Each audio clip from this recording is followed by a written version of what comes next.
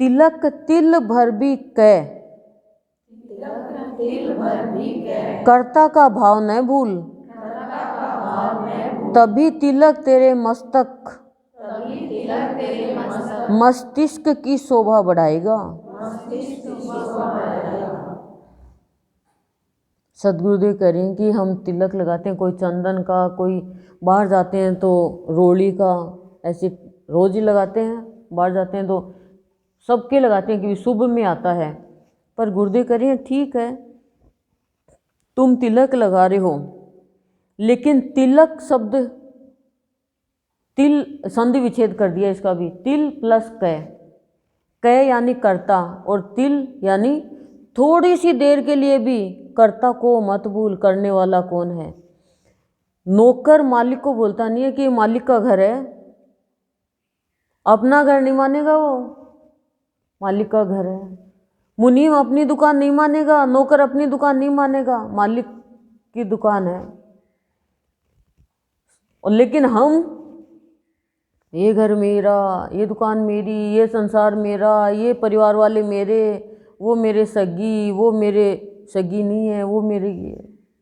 अब भगवान कहने लग जाएंगे तो कृष्ण भगवान कहेंगे यादव यादव सारे मेरे, हनुमान जी कहेंगे वानर वानर सारे मेरे, और श्री रामचंद्र जी कहेंगे क्षत्रिय क्षत्रिय सारे मेरे। तो ब्राह्मण बनिए कहाँ गए, और जाति कहाँ गई, खाती है सैनी है, कहाँ जाएंगे बोलो। फिर गुरुदेव कहेंगे ब्राह्मण ब्राह्मण सारे मेरे बाबा कहेंगे श्यामी श्यामी सारे मेरे, बोलो। तो गुरुदेव हमें समझाना चाह रहे हैं तिल भर भी कह, सबका ईश्वर एक है। जैसा जैसा भक्तों ने पुकारा वैसा वैसा रूप भगवान ने लिया, लेकिन सबका ईश्वर एक है जो सत्य लोक है। तो कह रहे हैं सत्य भगवान को पहचानो, तिल भर भी मस्तिष्क की शोभा, क्या, तिल भर भी कह कर्ता का भाव न भूल, तभी तिलक तेरे मस्तक की शोभा बढ़ाएगा। तब तेरे ये मस्तक पे तिलक लगाना काम आएगा। क्यों? क्योंकि ये दिमाग ही तो मनुष्य का खराब हो जाता है, ये बुद्धि तो भ्रष्ट हो जाती है, कर्ता खुद बन जाता है, खुद कर्ता बन जाता है। सास सोचती है मैं मालकिन हूँ, बहू सोचती है मैं मालकिन हूँ, और बेटा सोचता है मैं मालकिन हूँ, ससुर सोचता है मैं मालिक हूँ, और ससुर सोचता है मैं मालिक हूँ। जबकि मालिक तो पूरे विश्व का एक है।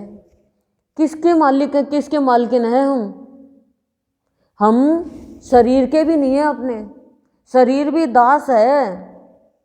शरीर का मालिक कौन है? आत्मा। उस आत्मा को जानते नहीं है। आत्मा को जानोगे तो विकारों का खात्मा अपने आप हो जाएगा। उसी को तो नहीं जानते हैं। शरीर को सजाते हैं, शरीर को खिलाते हैं, शरीर को पिलाते हैं, शरीर को मोटा ताजा बनाते हैं, और एक दिन लोग शरीर को ही जला के आके बैठ जाएंगे। तो क्या कह रहे हैं इसमें कि शरीर शांत होने से पहले जो तुझे खुशियां मिली है वो खुशी तू सबको बांट, अपने कर्तव्य को पहचान, और तेरे से जो कुछ भी काम करवाने वाला है वो कर्ता भगवान, उसको कभी भी मत भूल।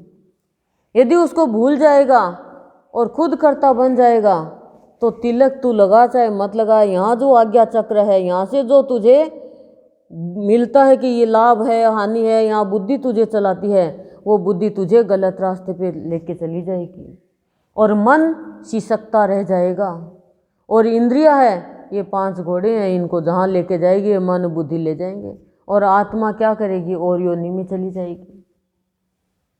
कुछ भी पता नहीं चलेगा जीवन कैसे बीत गया। नहीं तो हर एक क्षण का पता होना चाहिए कि मेरा ये समय अच्छा बीता, ये समय खराब बीता। जिससे मिलने आए थे उससे मिले नहीं, जिसे मिलने की जरूरत नहीं उनसे मिलते रहे, उनसे मिलते रहे। भगवान आपको कभी नहीं कहता मैं बीमार हो रहा हूँ मेरे से मिलने आ जा, क्योंकि वो बीमार होते ही नहीं है, वो बीमार होते ही नहीं है। हम थोड़ी थोड़ी देर में बीमार हो जाते हैं। क्यों? क्योंकि हमारे अंदर में विकार है, चिंता है, खाने पीने का होश नहीं है। एक बहन किसी के घर पे जाती है, सत्संग में नहीं लगी होती है उस समय, तो परिवार ही जाता है, जिठानी दौरानी सब ऐसे, तो वो खाते हैं पान पराग, रजनीगंधा, ये काफ़ी साल पहले की बात। तो कहा पान पराग ले लो, कमरे में बैठे, तो ये पता नहीं कि पान पराग नुकसान भी करेगा क्या। वो तो बाहर चला गया और सब ने इतना इतना इतना इतना पान पराग खा लिया, और वो यहीं पे रुक गया। खाने वाले के बाहर निकल के सड़क पे बैठ गए, चक्कर आने लग गए कि ये क्या हो गया। तो ऐसे ही इस संसार में हम सोचते हैं कि हम तो बटोर ले ले, खा ले, पी ले, पहन ले, आत्मा तक का तो पता ही नहीं है। खोज जिसकी करनी है उसकी खोज करी नहीं, तो रोज तो तैयार है।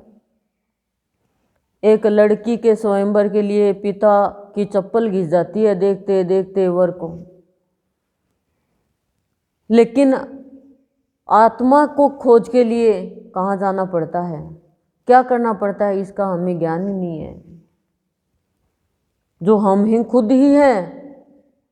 तो कह रहे हैं जब तक प्राणी खुद को कर्ता मानेगा, रावण के जैसे, कि बस अब मैं तो त्रिलोकी का नाथ हो गया, मेरे को कोई मार ही नहीं सकता, देवताओं को सता रहा है, ऋषि मुनियों को सता रहा है, नवग्रह को सता रहा है, सबको बंदी बना रहा है, काल को भी अपने कंट्रोल में कर रहा है, भूल गया वो। भगवान कह रहे हैं तिल यानी छोटी से छोटी बात में कर्ता को मत बोलो, ये प्रभु सब तेरा किया हुआ, कर्ता तू है, मैं तो निमित्त हूँ। जो प्राणी निमित्त बन गया और भगवान कर्ता को मान लिया और उसी को समझ लिया, वो प्राणी संतों का कहना है सभी तीर्थों का स्नान कर लेता है। और जो प्राणी खुद को कर्ता मान लेता है और भगवान का आता पता ही नहीं है, वो प्राणी अधर्म के रास्ते पर चलकर अधम का बन जाता है, पापी बन जाता है। अब आप ही देख लो, ये घर किसी का और ये कहे मेरा ये घर है, 10 दिन के लिए मान लो अपन बोलते हैं, 3 साल 4 साल 5 साल वो रह लिया तो वो अपने नाम कर लेता है। तो ये गलत बात ही है, किसी के चीज़ पे हक जमाना हम अपने ऊपर लेकर सोचें, पर ये संसार में चल रहा है तो ये क्या हमारा हो जाएगा, वो अंत तो हमारा खराब ही होगा ना। तो गुरुदेव हमें ये समझाना चाह रहे हैं, संत कह रहे हैं कि अंत अच्छा हो उसका जिसका आदि अच्छा हो, और आदि अच्छा हो उसका जिसका मध्य अच्छा हो। आदि अच्छा, मध्य अच्छा और अंत अच्छा। उसके लिए एक ही मंत्र है, वर्तमान अच्छा करो। वर्तमान अच्छा है तो भूतकाल भी अच्छा हो जाएगा, भविष्य भी अच्छा हो जाएगा। लेकिन बस एक भूल प्राणी कर लेता है कि वो भगवान को भूल जाता है। प्राणी ये कहता है कि बहुत अच्छी मिठाई बनाई, हाँ मैंने सीखी, यूट्यूब से सीखी, मैंने यूट्यूब से विधि सीख ली, लेकिन चीनी कोई ला के नहीं देगा तो मीठी कर देगा क्या मिठाई। सारी चीज़ है, गैस ही नहीं है तो कैसे बनाएगा, पड़ी रहेगी वो सारा सामान की विधि है वो तो। और गैस भी है, बर्तन नहीं है तो कहाँ से बनाओगे। सारा सामान मिला तभी तो प्राणी तूने बनाया ना, और फिर तेरे श्वास ही निकल गए तो तू बनाएगा कहाँ से। तो ये चीज़ सोच ही नहीं रहा ना प्राणी। जब खूब सामान मिलता है तो चीज़ बनती है, वस्तु बनती है, मिलेगी नहीं तो कहाँ से बनाएंगे। चाय अच्छी बनाई पर चीनी के बिना बना दो चाय, कैसे बना देंगे।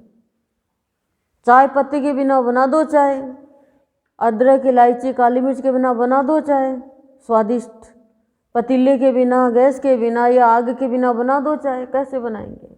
कितना सामान मिलता है तब कोई एक चीज़ बनती है, चाय बनती है, कुछ भी बनती है, और हम अपना नाम चाहते हैं। इसमें गुरुदेव का कहना है अहंकार मत करो किसी भी चीज़ के लिए, और जो भी कुछ कर रहे हो भगवान को समर्पित करो, ये प्रभु तूने कराया।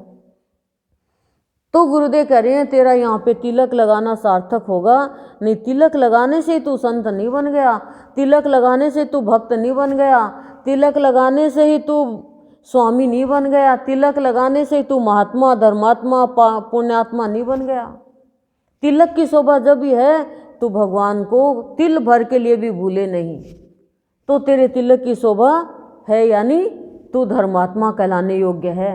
नहीं तो असुर भी तिलक लगा लेंगे, पापात्मा भी लगा लेंगे, पुण्यात्मा भी लगा लेंगे। यहाँ पे तो आज्ञा चक्र है ना, यहीं से तो सारा चलता है कार्य। गाड़ी में कोई पीछे का ड्राइवर थोड़ी चलाता है, पीछे ड्राइवर का बोनट है, जो गाड़ी का नॉलेज है जिसको, तो जो चलाने का है वो तो आगे ही होता है ना। तो यहीं से तो सब कुछ चलता है ना, पर श्वास यहाँ से चलते हैं, पर सारा इशारा यहाँ से होता है। आज्ञा चक्र यहाँ पे है, तीसरी आंख यहाँ पे, वो ज्ञान का नेत्र। सदगुरुदेव कहते हैं ना, ये कौन सा दरवाज़ा है, ज्ञान का दरवाज़ा, ये खुलता है। लेकिन ज्ञान प्राणी ले नहीं पाता, ज्ञानी बना रहता है और अपना नाम चाहता है, अपनी प्रसिद्धि चाहता है, उसका नाम भूला करके। तो फिर तिलक लगाते रहो, कहने का तात्पर्य तिलक लगाते रहो, कमंडल हाथ में ले लो, गैरवा वस्त्र पहन लो, रुद्राक्ष की माला पहन लो और कितना भी भगवान का नाम लेते रहो। वो कोई भी जीवन शोभा नहीं पाएगा। शोभा जब भी पाएगा मस्तक का, जब मैं दस्तक नहीं दे।